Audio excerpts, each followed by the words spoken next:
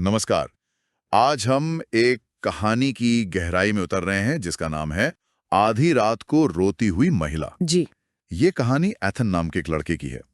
वो ओरेगन के एक छोटे से शांत से गांव में जाता है नौकरी के लिए। बिल्कुल नई जगह, नया माहौल। हाँ, और उसका दोस्त है सैम। वो पहले से ही वहां काम करता था। तो सैम एक पार्टी रखता है एथन की नई नौकरी का जश्न मनाने के लिए। अच्छा। पार्टी देर तक चलती है, रात हो जाती है। तो सैम कहता है एथन को, भाई यहीं रुक जा। हाँ, देर हो गई है तो। पर एथन कहता है नहीं नहीं, मैं अपनी जगह वापस जाऊंगा। अच्छा।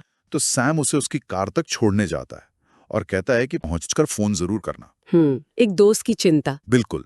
अब सड़क एकदम सुनसान है, रात के आप सोचिए 12 बज चुके हैं और एथन अकेला गाड़ी चला रहा है। उफ, वो माहौल ही काफी है डरने के लिए। सही कहा। तभी अचानक उसे एक औरत के रोने की आवाज सुनाई देती है। ओहो, आधी रात को सुनसान सड़क पर। हाँ, वो गाड़ी रोकता है, देखता है, पर कोई दिखाई नहीं देता। हम्म। एक पल को सोचता है कि शायद बाहर निकल कर देखूं, मदद करूं, पर फिर थोड़ी हिचकिचाहट होती है। हाँ, समझ आता है, अनजानी जगह, अजीब आवाज।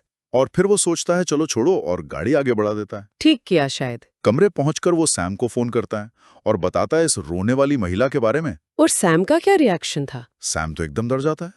कहता है यार इसीलिए तो मैंने तुम्हें रुकने को कहा था। देखा। कहता है मैं जानता हूँ उस रोने वाली महिला के बारे में। अच्छा हुआ तुम कार से बाहर नहीं निकले। ओहो। अगर तुम उसे देख लेते तो कुछ बहुत बुरा होता। उसे देखने वाला कोई बचता नहीं है, इसीलिए मैं कभी आधी रात को सड़क से नहीं जाता। बाप रे, तो ये सिर्फ आवाज नहीं थी, ये उस जगह से जुड़ी कोई कहानी है, कोई लेजेंड। हाँ, और यहाँ कहानी में वो डर और रहस्य का बीज बोया जाता है। दोस्त की तितनी पक्की चेतावनी, आधी रात, सुनसान रास्ता। बिल्कुल। एक क्लासिक डरावना माहौल बन गया है। और एथन, जो पहले शायद थोड़ा शक कर रहा होगा, अब सैम की बात सुनकर उसकी बेचैनी और बढ़ गई होगी। लेकिन सैम की चेतावनी के बावजूद एथन के मन में वो शक और जिज्ञासा वो घर कर जाती है। इंसान की फितरत है, मना करो तो और करने का मन करता है। वही, वो सोचना लगता है क्या सच में, क्या वाकई उसे देखने से मौत हो सकती है? ये कैसे हो सकता है? ये सवाल उसे चैन नहीं लेने देता होगा। बिल्कुल। तो अगली रात वो फिर से जानबूझकर आधी रात को उसी सड़क पर जाने का फैसला करता है। अरे, मतलब वो खतरा मोल ले रहा है सिर्फ अपनी जिज्ञासा मिटाने के लिए? हाँ, शायद उसे यकीन नहीं हो रहा था, या शायद वो कुछ साबित करना चाहता था। या शायद वो खिंचा चला गया उस रहस्य की तरफ। हो सकता है। तो वो पहुंचता है और उसे फिर से वही रोने की आवाज सुनाई देती है। इस बार वो हिम्मत करता है, कार से बाहर निकलता है, ओहो। आवाज का पीछा करता है और पहुंचता है एक पुराने जले हुए घर के पास। जला हुआ घर? मतलब कोई हादसा हुआ था वहां? लगता तो यही है। वहां देखता है कि एक महिला जमीन पर बैठी रो रही है। उसके लंबे बाल हैं, चेहरे को ढके हुए। डरावना मंजर। एथन उसके पास जाता है, हिम्मत करके पूछता है, आप क्यों रो रही हैं? क्या हुआ? और? महिला मूर्ति है और एथन देखता है कि उसका चेहरा बेहद खूबसूरत है। खूबसूरत? ये तो उम्मीद नहीं थी। हाँ, एथन थोड़ा असहज महसूस करता है। वो महिला बताती है, मेरा पूरा परिवार मर गया, मेरा घर जल गया और मैं अकेली बच गई। ओ, दुखद कहानी। हाँ, वो कहती है, मुझे क्या करना चाहिए? कोई मेरी मदद नहीं कर रहा। यहाँ कहानी में एक मोड़ आता है। मतलब डर की जगह अब एक दुखियारी खूबसूरत महिला है जो मदद मांग रही है। हाँ, लेकिन यहीं थोड़ा शक भी होता है। क्या ये सच है या ये कोई जाल है? उसका ये कहना कि कोई मेरी मदद नहीं कर रहा और फिर लोग यहाँ आकर मेरी मदद करें, ये थोड़ा अजीब नहीं लगता? जैसे वो बुला रही हो। सही कहा। एथन को भी थोड़ा अजीब लगता है। वो उसे पुलिस के पास ले जाने की पेशकश करता है। हाँ, बिल्कुल सही। पर वो मना कर देती है। मना कर देती है? क्यों? अगर मदद चाहिए तो पुलिस सबसे सही है। पता नहीं। एथन उसके पास बैठ जाता है, उसे समझाने की कोशिश करता है, लेकिन महिला बस रोती रहती है और यही जोर देती है कि लोग उससे मिलने आए। ये तो बहुत ही अजीब बात है। एथन को लगता है नहीं, कुछ तो गड़बड़ है। वो फैसला करता है कि वो पुलिस को कॉल करेगा ही। हाँ। लेकिन जैसे वो फोन निकालने लगता है, महिला उसे रोक देती है। हाँ। और कहती है, मैं तुमसे रात भर बात करूंगी। क्या? रात भर? एक अजनबी के साथ उस जले हुए घर के पास? और एथन मान जाता है। मान जाता है? क्यों? शायद उसकी खूबसूरती या उसकी कहानी का असर या शायद कुछ और।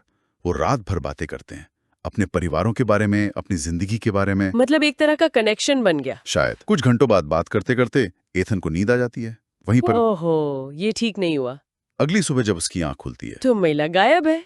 गायब। हाँ, और पुलिस घटनास्थल पर पहुंच चुकी है। पुलिस मतलब किसी ने उन्हें बुलाया? शायद। एथन उठता है, उनकी तरफ बढ़ता है, लेकिन जैसी वो पास पहुंचता है वो चौंक जाता है बुरी तरह। क्यों? क्या देखता है वो? वो देखता है एक लाश पेड़ से लटकी हुई, और वो लाश उसकी अपनी है। क्या? नहीं मतलब एथन मर चुका है? हाँ, वो मर चुका था जब उस महिला से बात कर रहा था, शायद तभी, या जब वो सोया। अब वो सिर्फ एक आत्मा है। ये तो बहुत भयानक मोड़ है। वो अपनी ही लाश देख रहा है। और कोई उसे सुन नहीं सकता, देख नहीं सकता। वो एकदम असहाय है। उफ, तभी वो उस महिला को फिर से देखता है। जले हुए घर के पास खड़ी है और मुस्कुरा रही है। मुस्कुरा रही है? हाँ, और उसके साथ और भी लोग हैं, वो भी मुस्कुरा रहे हैं। कौन है वो लोग? वो सब उन लोगों की आत्माएं हैं जो वहां मारे गए थे, जिन्हें उस महिला ने अपने जाल में फंसाया था। हे भगवान, तो ये सब उसका जाल था?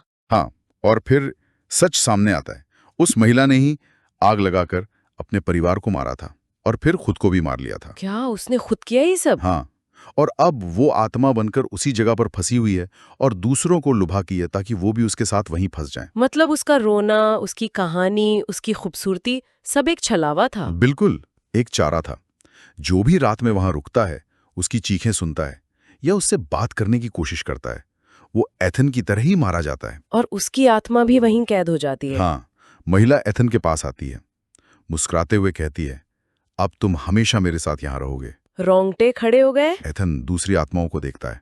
वो सब भी जैसे एक अजीब सी शांति या शायद हार मान चुकी मुस्कान के साथ खड़े हैं। वो भागने की कोशिश करता है, लेकिन जाहिर है वो उसी जगह फंसा रहता है हमेशा के लिए। क्या भयानक अंत है कहानी का। तो ये थी एथन और आधी रात को रोने वाली महिला की कहानी।